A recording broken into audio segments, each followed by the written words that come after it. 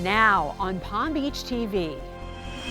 What's very special, and both Tim and I are deeply honored, is to accept the William Bill J. Brooks Community Service Award from the Palm Beach Civic Association. I took $2,000 in cash, literally in cash, in a money belt, and some other money in my sock, and I got a one-way ticket to Cairo.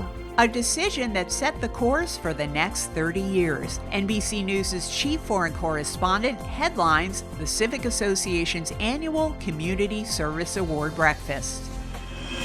Everyone is experiencing that it's not one thing that's causing the traffic. It's everything that's causing the traffic. The town council will test out new construction hours in an effort to ease rush hour traffic. Those stories straight ahead.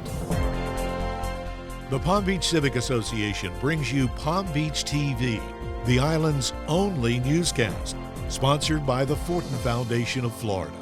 Now, the news. Welcome to Palm Beach TV. I'm Sally Lewis.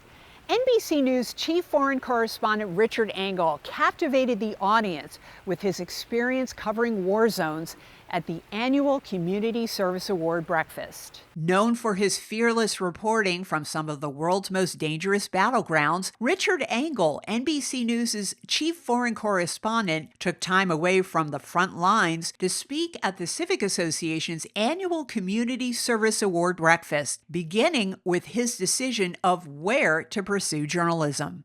In '96, the end of the Cold War, Soviet Union had collapsed. The U.S. was sort of the last power standing.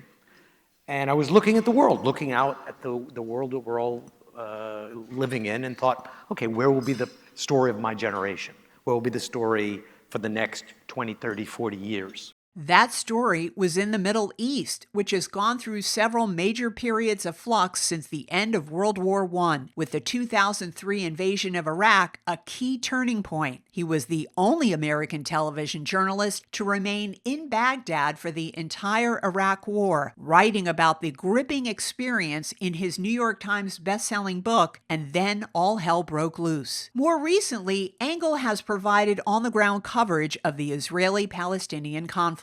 The last year, we've been focused a lot because of the October 7th massacre and the kidnappings. We've been focused a lot on Israel, Gaza. And then the government of Bashar al-Assad fell. And I was there as that happened, which was, an amazingly exciting time to see history unfold. It's the whole reason you get into journalism, so you can be at these points, these inflection points of history. Engel touched on Lebanon's recovery and relationship with Syria. I think Lebanon can be a model for Syria because it's like I said, it's open, it's commercial, they lived badly, they want to live better. Syria experienced 10 years of civil war. They have that history behind them. They don't want to repeat it. So there's a can-do spirit in both countries now that is uplifting and inspiring. In a democracy? Sure. Well, we'll see. Civic Association Chairman and CEO Michael Pasillo led the discussion in front of an audience of about 200 at the Breakers. Richard, we could go on forever. This has been fascinating, but... We will be going on forever. Just 20 years, there'll be another shift. And there'll be another young kid up here who's decided to dedicate his life to the subject. And it's been a great life. And I wouldn't change it for the world. John, please accept this award. A highlight of the breakfast, the Civic Association honors recipients of the William J. Bill Brooks Community Service Award each year for outstanding service to the community. The 2025 Brooks Award honorees have had a tremendous impact on our community through their leadership, philanthropic spirit, love of the town, and respect for the emergency responders who put their lives on the line each day for all of us. This year's honorees are John Scarpa and Tim Moran, co-founders and chairman and vice chairman, respectively, of the Palm Beach Police and Fire Foundation. I've only been in this room, Jana and I, for events. But to stand here today, a kid from Byland, New Jersey, coming from a farm family, it's just very special. I also serve on the executive committee of Palm Beach Civic Association, and it is one of the other special things that I've been able to do with regard to community service for the town of Palm Beach. As you all know today, the Civic Association has been a cornerstone of our community, and its mission closely aligns with the work of the Palm Beach Police and Fire Foundation.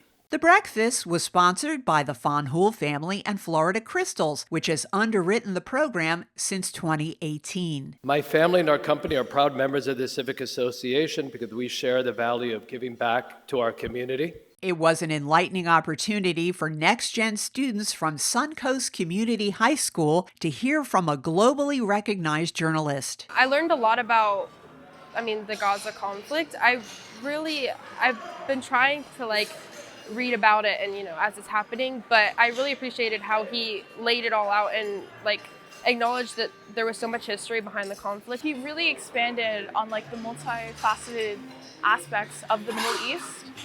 Obviously, I've seen him on the news before, but I've never heard him talk for such a prolonged period of time. He spoke about some controversial topics, which I thought was interesting because not many people speak about it, and the way that journalists speak about it versus the news, it could be so different because of the perspective he gained from going in person to see the destruction and everything that's happening. Stay tuned for the full video recording release coming soon to the Media Gallery at palmbeachcivic.org.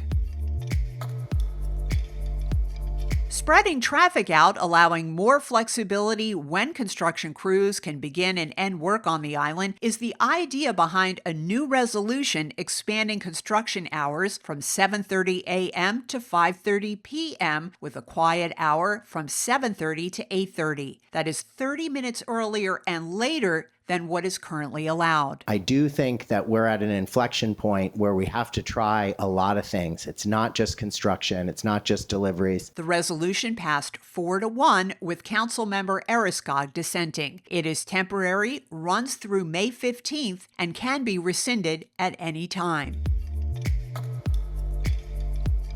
You just heard about one of the traffic mitigation efforts the town is testing out. There are many more. Those strategies will be shared in a forum moderated by Civic Association Chairman Michael Pasillo, featuring senior town leaders on Tuesday, February 18th at 10 a.m. at Town Hall. It is open to all Palm Beach residents. To RSVP, visit thetownofpalmbeach.com, where you'll find the link under upcoming events. You can also listen live to the meeting through the link on the town's public meeting webpage. If you can't attend, the forum will be recorded and shared by the town and the Civic Association online.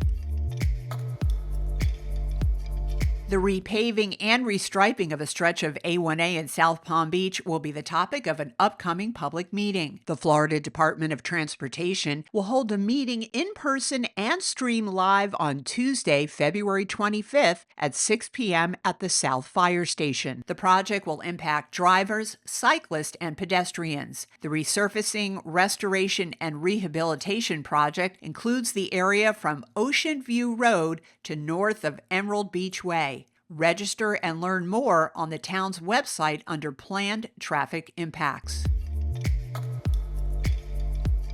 And that wraps up Palm Beach TV. Stay up to date with the island's only newscast at palmbeachcivic.org and through our social media. Until next time, thank you for watching. Palm Beach TV is a production of the Palm Beach Civic Association. We thank our sponsor, the Fortin Foundation of Florida, and encourage you to let us know how we can further provide news coverage that best serves our members and residents.